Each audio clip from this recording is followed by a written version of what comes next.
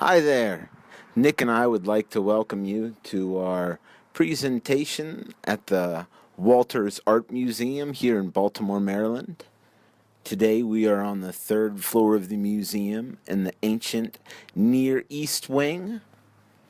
Now, many of these artifacts were found when English and French archaeologists began looking for locations mentioned in biblical texts during the 19th century. The history that they uncovered in the ancient Near East covers an extensive period of time, 2,500 years almost. Many refer to this era and region as the cradle of civilization. It's given this characterization because it's the first place where we see these urban societies start to, flourish and grow, and engage in trade and organize their society. And one of the things that we can tell about this civilization, with the artwork in front of us, is how important religion was to them. What we're looking at right now is a piece from 2500 BCE in a region that we associate with modern-day Turkey. Here we have a Sumerian votive statue depicting a male worshiper.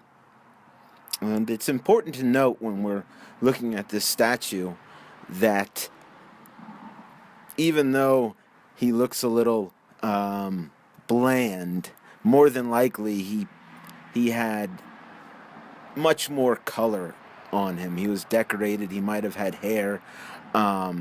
And more than likely his eyes would have been the most striking element. They would have been represented either by paint or some kind of precious stone. But overall, they would have had this wide open gaze that would have just jumped out at you. And this gaze is believed that the wide open eyes let God into their bodies easier in the afterlife.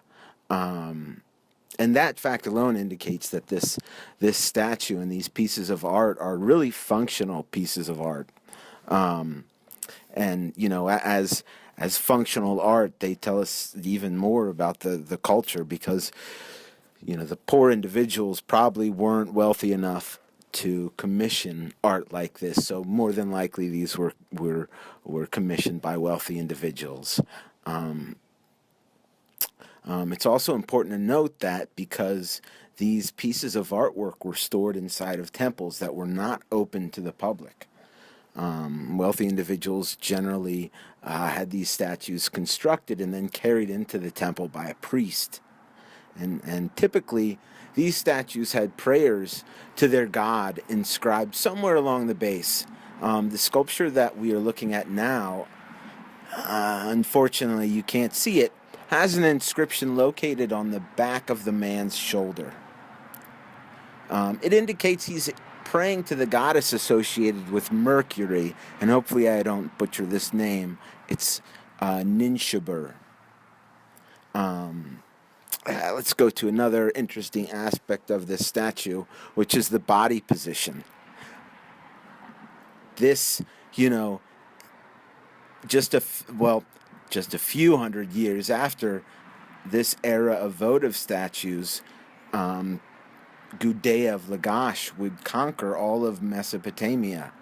And to show his strength, power, and piousness, he had sculptures commissioned and placed all over his new empire.